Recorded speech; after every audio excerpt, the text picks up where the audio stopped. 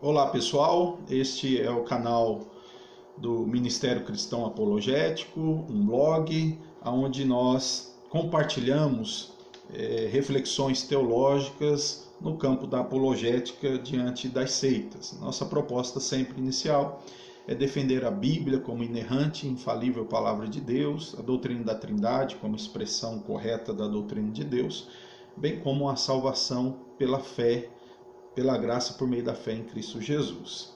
Hoje eu quero fazer alguns apontamentos e algumas considerações em um vídeo que eu recebi de um amigo meu que é adventista.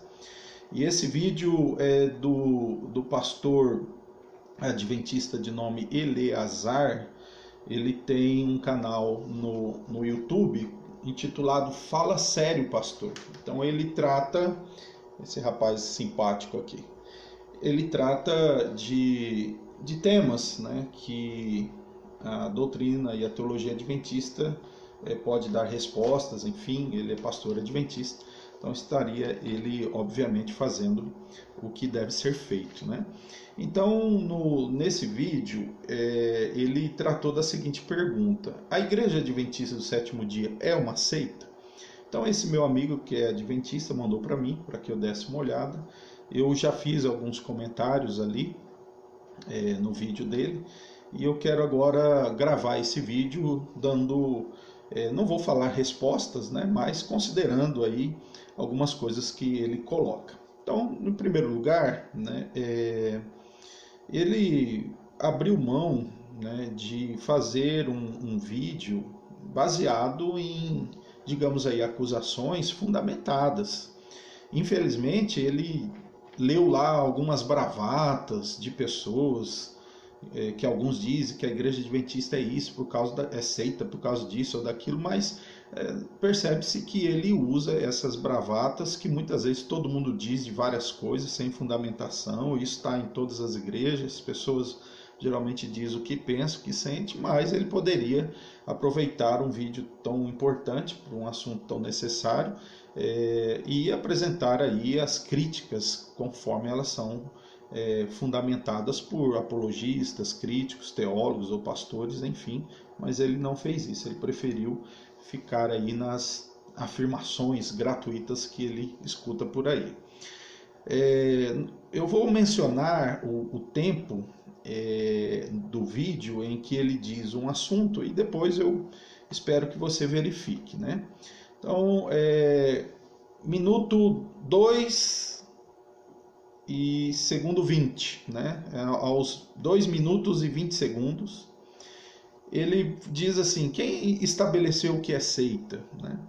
E ele menciona até um professor dele, que é apologista, adventista, e diz: quem é que estabeleceu isso para que fosse como que algo que todos aceitassem? Bom, todos nós sabemos que seita é todo grupo que se afasta dos postulados principais, essenciais do cristianismo. Então não se tem muito segredo, né? A questão é se o adventismo se afasta disso ou não. Logo aí em seguida, ele diz assim que poderia considerar como seita aquele grupo que não aceita toda a Bíblia, né? E ele menciona que há igrejas que diz que só tem validade o Novo Testamento e o Velho Testamento não teria validade. Então ele menciona que essas pessoas sim poderiam, ou essas igrejas poderiam ser consideradas como seita. E aí ele ironiza da seguinte maneira, que essas pessoas, né, rejeitam ou renegam o Velho Testamento, com exceção do dízimo, né? Ele é até irônico em alguns momentos sobre esse assunto, como que se o adventismo também não fizesse algo semelhante, porque a exceção de dízimo e carne de porco no Velho Testamento, o adventismo acredita também que muitas leis simbólicas, representativas e até mesmo as leis civis foram abolidas em Cristo, né? Então não teve sentido algum ele fazer esse tipo de ironia. Mas, continuando, aos 4 minutos e 55 segundos, eu fiquei assim realmente impressionado que ele caminhou uns 3, 4 minutos depois, ele constrói argumentos supostamente lógicos contra a imortalidade da alma, contra o tormento eterno. E o erro dele é ele ter o pressuposto dele, ele achar que aquilo que ele pressupõe é uma representação fiel do que as igrejas cristãs dizem sobre a imortalidade da alma, sobre a punição eterna. E aí ele diz que não tem sentido isso, como por exemplo, Caim já está queimando desde quando morreu, mas o diabo ainda não. Então ele diz que um vai queimar mais do que os seres humanos vão queimar mais do que o diabo. O que ele não sabe, ou pelo menos desconsiderou, ou não quis mencionar, é que a crença do tormento eterno, né, ela não trata só de tempo, né, mas da intensidade da punição. Então o diabo ele será punido, né, adequado ao que ele fez, e os seres humanos também. É curioso que o próprio Adventismo também diz algo sobre pessoas que serão punidas por algum tempo devido aos seus pecados, né? Eu sei que os adventistas ensinam isso. Então, esses argumentos sobre não tem lógica, não tem sentido, sem interagir com o pensamento teológico, né, maciço do protestantismo, simplesmente ele deu varada na água aqui, né?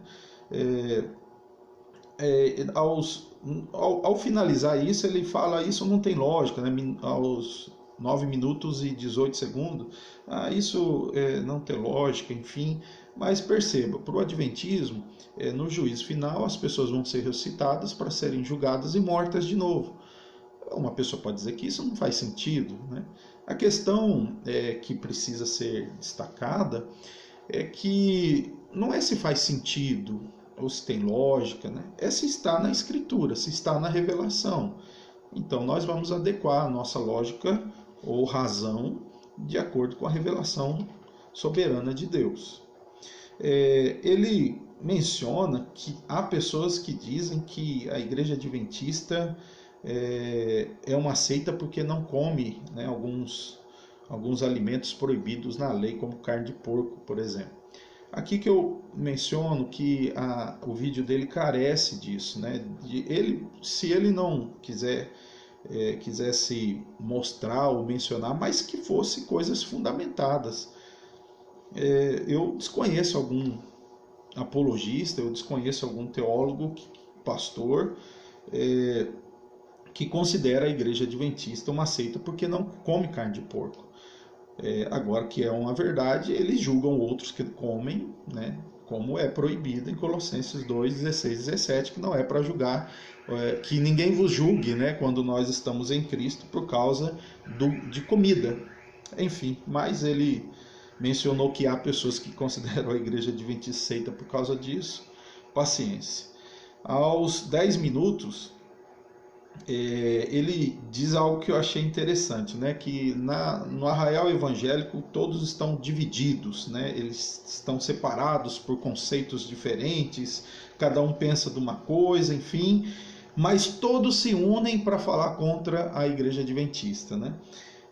Aquela síndrome de perseguição que infelizmente a gente vê nas seitas, né?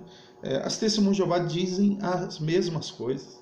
Os mormons dizem as mesmas coisas. Eles dizem: todo mundo tem discordância, mas se unem para criticar as Testemunhas de Jeová. Então, infelizmente, ele tem essa síndrome de perseguição, que todo mundo só critica eles, né? E aí ele fala das divisões. Interessante que a Igreja Adventista, considerando aí seu tempo de existência, nem 2 séculos, né?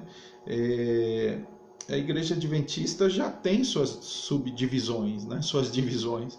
Existe a Igreja Adventista tradicional, existe a Igreja Adventista Movimento de Reforma, existe a Igreja Adventista Histórica, eu acho, né?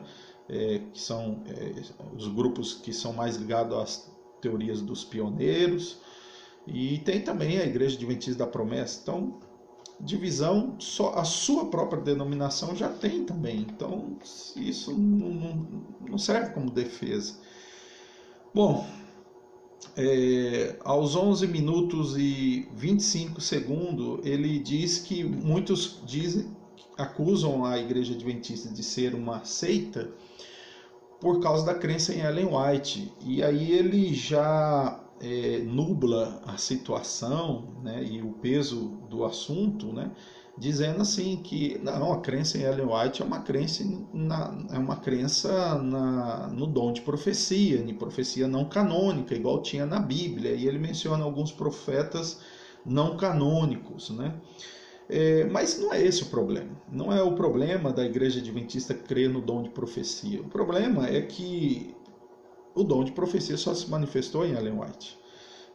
E por canônico, é só os escritos de Ellen White que são publicados e oficialmente aceitos pela Igreja Adventista. Existe na crença oficial adventista, né, a crença 18, né, o nome de Ellen White. Nenhuma outra igreja faz isso, né? Colocar o nome do seu fundador ou que seja profeta.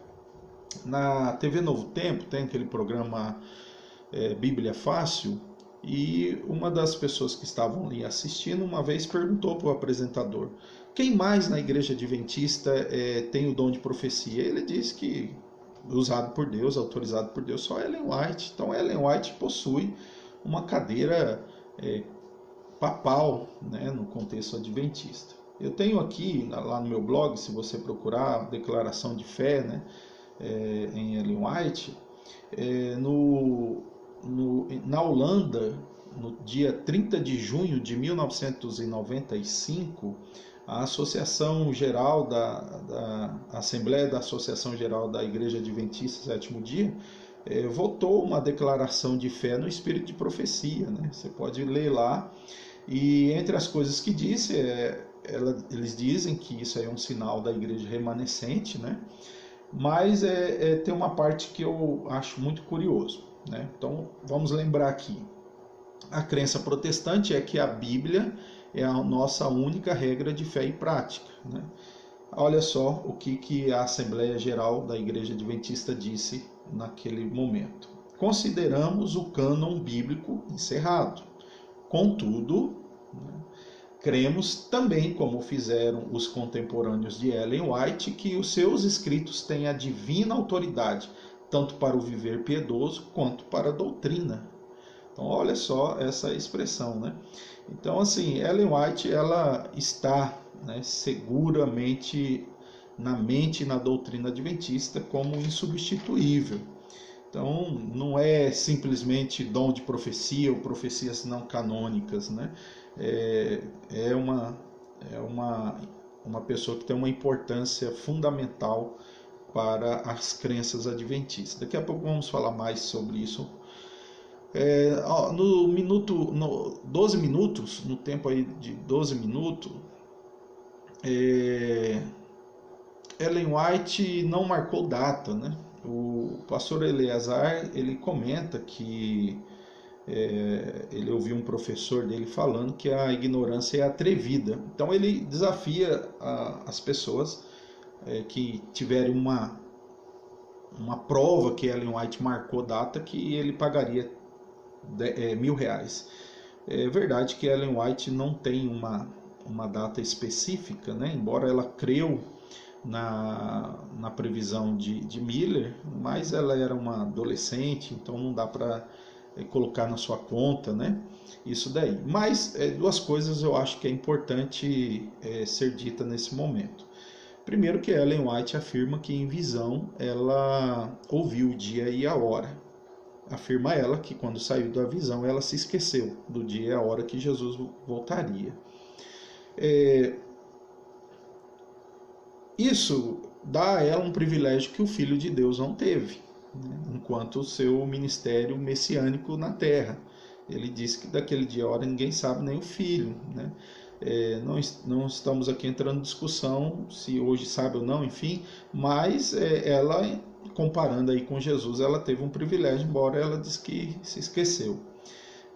Segundo ponto sobre se Ellen White marcou data ou não, ela esteve junto com o grupo do Advento defendendo a teoria da porta fechada. Então eu convido você a procurar né, e seria interessante se o pastor Eleazar mencionasse isso, mas procurar o livro, tem PDF na internet, de Dick Anderson, né, A Nuvem Branca. Lá ele tem bastante informações sobre esse período aí da porta fechada e como Ellen White defendia esse assunto, né? Então é bom destacar isso daqui. Aos 12 minutos e 20 segundos, ele fala uma das coisas que me irrita bastante, né? Ouvir o adventista falar isso, né? O que eles falam, por exemplo? Né? Jesus não voltou em 22 de outubro de 1844. Então eles se utilizam da seguinte fuga. Eles dizem, olha, foi o Batista Miller que calculou isso. A igreja adventista nem existia, né? Foi o Batista Miller que calculou e saiu pregando que Jesus voltaria e não voltou. Então a igreja adventista não tem culpa alguma. Olha, realmente, né, a igreja adventista não tem culpa, né, da profecia ou dos cálculos de Miller. Né, agora, o grande problema dessa defesa aqui é que Ellen White, ela é o elo entre a igreja adventista hoje e o movimento de Miller. Mas como que ela é o elo? Ela não é só o elo histórico, ela é o elo de conceito, de ensino, porque ela dá o aval profético para Guilherme Miller. Ellen White diz que anjos orientavam Miller na sua interpretação. Ellen White diz que o que Miller pregou foi exatamente o que Deus quis que fosse pregado e daquele jeito. Ela disse que ele usou só a Bíblia, né? Ela disse que ele era o homem da vassoura, né? Tem uma visão dela lá no livro Primeiros Escritos que classifica ele como homem da vassoura, alguma coisa assim. Então, assim, quem levanta a chancela profética para Guilherme Miller é Ellen White. Então, assim, não adianta só jogar isso como que se o movimento millerita está totalmente desconectado da igreja adventista hoje. Não, Ellen White conecta vocês lá, né? E eu acho muito curioso que existe aí afirmações, né? A própria Ellen White, ela diz que o movimento, ela chama o movimento de Miller como realmente o movimento adventista, o movimento profético, né, que Deus estava levantando. Tem uma afirmação aqui que eu acho que é bem interessante. No Centro White, no site, que é um site oficial da Igreja Adventista, lá tem uma postagem que diz o seguinte, né? A postagem é o que é a Igreja Adventista Sétimo Dia, né? Então no site tem uma página que diz assim, ó, os Adventistas Sétimo Dia são, doutrinariamente falando, herdeiros do movimento millerita da década de 1840. Então o pastor Eleazar simplesmente falar, foi um batista, né? Como que se Ellen White não desse ok para esse movimento, não foi uma defesa correta, nem condiz com os fatos. É interessante se o pastor Eleazar fizesse uma avaliação bíblica do que Guilherme Miller fez. Ele jamais vai poder dizer que Guilherme Miller profetizou falsamente, ou ele foi um movimento falso. Ele jamais vai poder dizer isso, porque Ellen White não disse. Continuando, aos 13 minutos e 35 segundos, né, ele diz, né, mais uma vez que 1844, a doutrina, né, de 1844, um dos grupos decepcionados lá na grande decepção lá, usou apenas a Bíblia, e eles chegaram a essa conclusão do juízo investigativo. mais uma vez, né, minimizando os problemas, omitindo informações e dando aí uma versão muito adocicada dos fatos. Já no dia 23, né, então Guilherme Miller teria tentado marcar a volta de Jesus para 2 datas, e por último a terceira data foi para o dia 22 de outubro de 1844, data essa que ele foi influenciado por Samuel Snow, né, se não me engano. E aí acontece, dia 22 de outubro Jesus não volta, então todo mundo foi embora decepcionado, né? Foi o grande desapontamento. Já no dia 23, olha só que interessante, né? Isso o pastor Eliezer não mencionou. No livro A História do Adventismo, na página 50, conta o caso do Hiram Edson, né? Ele no milharal já no dia 23, né, de outubro, ele tem uma visão. Ele relata que o céu parecia abrir-se-me à vista e vi distinta e claramente que em um lugar de nosso sumo sacerdote sair do lugar santíssimo do santuário celestial para vir à terra. Em lugar disso, ele pela primeira vez entrava nesse dia no segundo compartimento desse santuário, o que ele tinha uma obra para realizar no Santíssimo antes de vir à terra. E aí nessa mesma página o livro diz: num sentido muito especial, a Igreja Adventista do Sétimo Dia nasceu naquele momento, naquele milharal, quando aquele fazendeiro contemplava a Cristo. Então, assim, um grupo saiu estudando a Bíblia. Não foi isso que aconteceu. Teve essa visão do Edson, depois a Ellen White também teve visão. E na verdade eles estavam só procurando um remendo para a decepção. Todo mundo sabe disso, vocês adventistas sabem disso também. Então dizer que usam só a Bíblia, as Testemunhas de Jeová também dizem sobre 1914. Nós usamos só a Bíblia e provamos.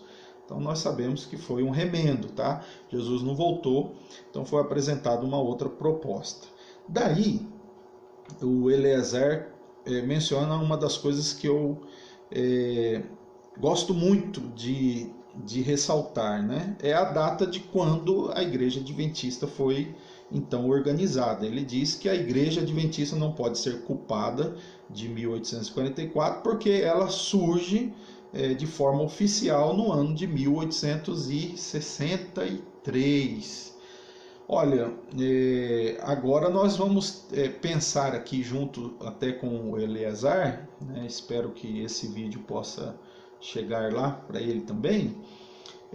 Vamos lá, pensem comigo. Então, se fosse verdade, então a Igreja Adventista não tem nada a ver com 1844. Ok, historicamente não tem, embora Ellen White ligue vocês, mas vamos ficar aí nesse seu argumento. Então ela não pode ser acusada de algo que ela não estava promovendo. No entanto, meus irmãos e amigos adventistas que estão assistindo ou que assistirão, né? Aliás, em 1863 a Igreja Adventista foi organizada, né? Segundo as informações, com 125 igrejas e 3.500 membros. Isso no ano de 1863. Só que acontece, nesse ano informa-nos o livro Em Busca de Identidade, né, de um historiador adventista de nome George Knight. No livro Em Busca de Identidade, esse historiador diz nas páginas 16 e 17, abre aspas, a maioria dos fundadores do Adventismo do Sétimo Dia não poderia unir-se à igreja hoje se tivesse de concordar com as 27 crenças da denominação. Para ser mais específico, eles não poderiam aceitar a crença número 2, que trata da doutrina da Trindade. Semelhantemente, a maioria dos fundadores do Adventismo do Sétimo Dia teria dificuldade em aceitar a crença fundamental número 4, que afirma a eternidade e divindade de Jesus. A maioria dos líderes adventistas também não endossaria a crença fundamental número 5, que trata da personalidade do Espírito Santo, Em Busca de Identidade, páginas 16 e 17. Então, olha só, meus irmãos e amigos adventistas. Se nesse ano a Igreja Adventista ela é formada, organizada e estabelecida, com esse número já de igrejas e de crentes, e a maioria dos seus fundadores são antitrinitarianos, então a igreja visível verdadeira ela é fundada por hereges.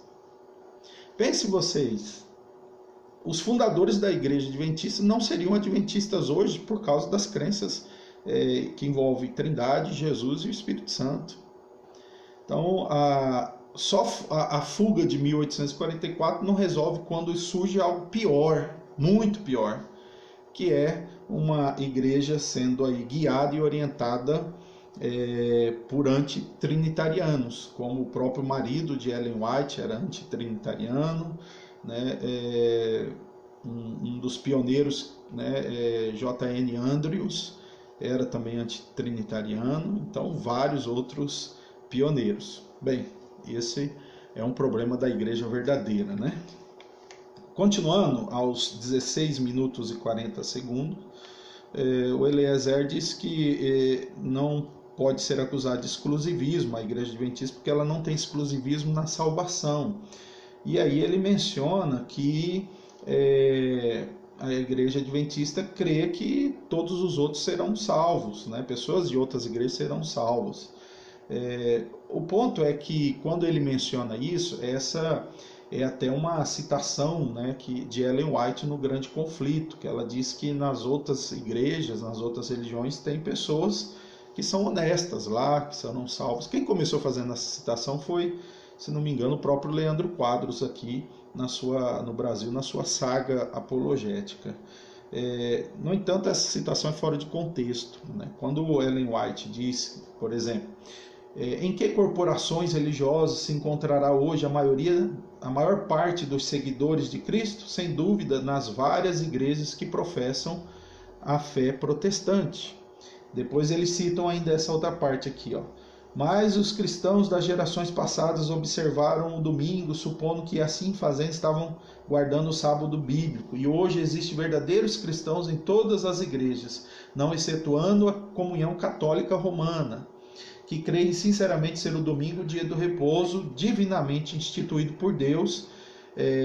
Deus aceita a sinceridade de propósito de tais pessoas e a sua integridade. Ponto. Eles param aqui na citação. Mas continua Ellen White.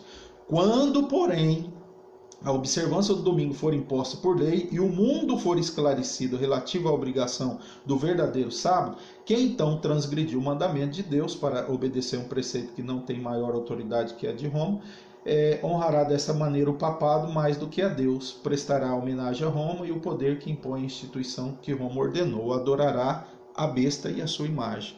Então perceba que quando os adventistas, os apologistas adventistas citam essas partes, eles tiram do contexto, porque a ideia de Ellen White é o seguinte: várias pessoas serão salvas, mas porque elas estão em escuridão.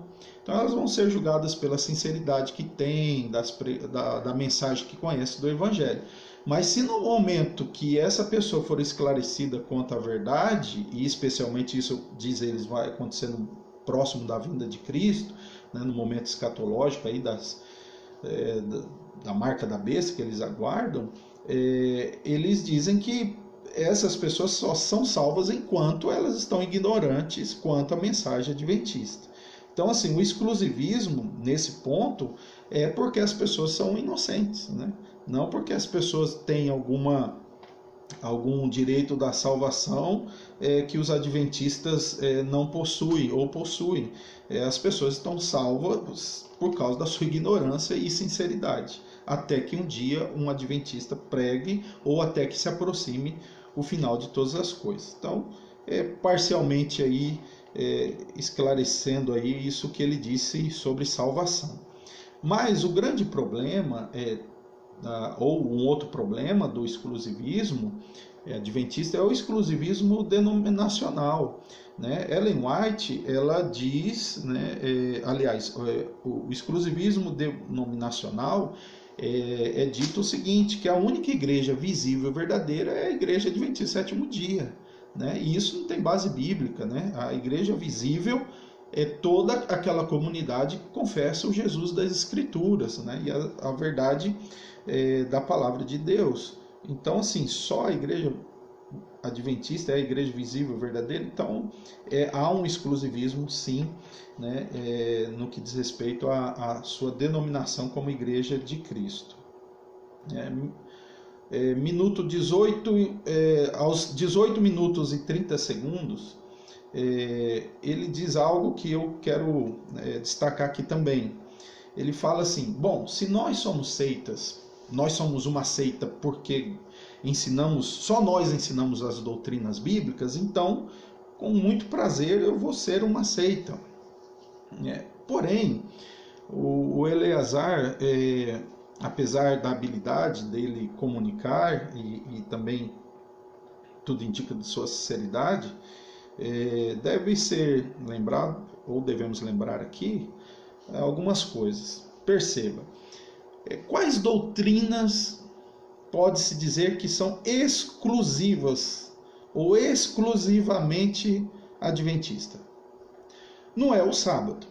Tem outros grupos cristãos, outros grupos religiosos que guardam o sábado. Também não pode ser o não comer carne de porco. Há grupos religiosos que também têm umas doutrinas relacionadas à sua alimentação.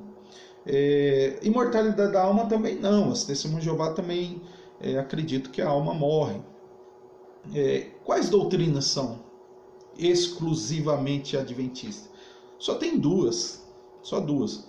Ainda que tenha outras doutrinas que são só apenas deles, mas basicamente são duas no que diz respeito às suas crenças fundamentais. É a crença em 1844 e a crença em Ellen White. Então, é só por causa dessas. Não tem, né, pastor Eleazar e outros adventistas aí, não tem outra doutrina que é só nós que cremos, né? E aí por isso que estão nos perseguindo. Não, por causa do sábado. Não, tem os batistas do sétimo dia, né? Então, crença exclusiva são essas, né? E essas fazem de vocês a única igreja verdadeira, né? É o que vocês creem, né? Concluindo aqui, eu acho algo assim bem engraçado, porque mesmo esse vídeo, né, e mesmo outros defensores da igreja adventista, quando eles ficam insistindo que eles não são uma seita, surge algo bem contraditório nesse argumento. Primeiro, por que é que eles estão incomodados de dos grupos que eles consideram ser de Babilônia, os chamam de seita? Por que os apologistas adventistas, por que os defensores adventistas vivem insistindo nas portas das igrejas, nos debates, sites, vídeos, dizendo que não são seita? Porque quem está chamando a igreja adventista de seita são os protestantes, a qual eles chamam de Babilônia. Então, qual é o incômodo? Vocês já viram teólogos ou pastores protestantes pedindo para a igreja adventista: parem de nos chamar de Babilônia, de filhas de Babilônia? Não vê, porque esse é um direito que os adventistas têm, achar isso. Mas pedir para que os adventistas parem de nos chamar é quase que reconhecer que eles têm um movimento genuinamente bíblico. É estranho. O outro ponto é esse aqui, ó. Preste bastante atenção, e isso eu gostaria muito de ouvir uma resposta um dia de algum adventista. Eles dizem que eles não são seita, ou que a igreja adventista não é uma seita, porque as crenças básicas do cristianismo podem ser encontradas no contexto adventista, certo? Então eles dizem: olha, as crenças fundamentais do cristianismo estão nas nossas crenças fundamentais também. Então nós não podemos ser considerados seita. Ok. No entanto, eles dizem que as igrejas da cristandade que possuem essas crenças, elas constituem a Babilônia bíblica, ou são filhos de Babilônia, mesmo tendo essas crenças que, segundo eles, os desqualificam de ser heresia ou de ser uma seita. E que as suas crenças distintivas não poderiam ser consideradas marca de uma seita, porque são crenças distintivas. No entanto, por causa das crenças distintivas deles, é que eles chamam os outros de Babilônia. Então são dois pesos e duas medidas, né? Vocês não podem nos chamar de seitas, de hereges, mas nós podemos chamar vocês de Babilônia. Vocês não podem chamar a igreja adventista de seita, porque a igreja adventista tem crenças básicas do cristianismo. Mas vocês têm crenças básicas do cristianismo, mas não têm nossas crenças distintivas, então por causa disso vocês são de Babilônia. Então, resumindo, né, o vídeo não responde, não trata, e eu espero que esse daqui possa ajudar aí na reflexão. Que Deus abençoe e fortaleça a todos e que continuemos aí a batalhar pela fé que uma vez por toda foi entregue aos santos. Deus fortaleça a todos.